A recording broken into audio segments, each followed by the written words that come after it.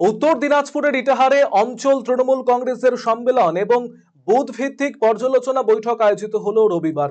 এদিন বিকেলে ইটাহার অঞ্চল তৃণমূল কংগ্রেসের পক্ষ থেকে ইটাহার হাইস্কুল প্রাঙ্গণে আয়োজিত এই কর্মসূচিতে দলীয় নেতাকর্মীদের উপস্থিতি এবং সম্মেলন শেষে বুথ ভিত্তিক কর্মীদের সঙ্গে বৈঠক করেন বিধায়ক।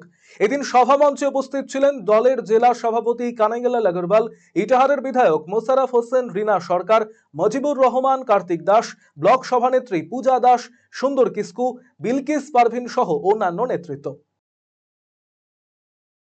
জেতার পরে তাদের খোঁজ খবর না রাখা, উন্নয়নের কাজে সম্পৃক্ততা না তৈরি করা, পঞ্চায়েত স্তরের সঙ্গে অঞ্চলের সংগঠনের সমন্বয়ের অভাব তৈরি করা, এই কাজ করলে কিন্তু দল দুর্বল হবে।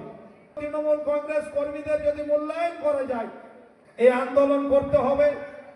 আছে সম্মেলন, একত্রিত হয়ে সবাই কাঁধে কাঁধ মিলিয়ে দলকে এগিয়ে নেওয়ার জন্য, মানুষের সেবা করার জন্য নেত্রী এই দল প্রতিষ্ঠিত করেছিলেন।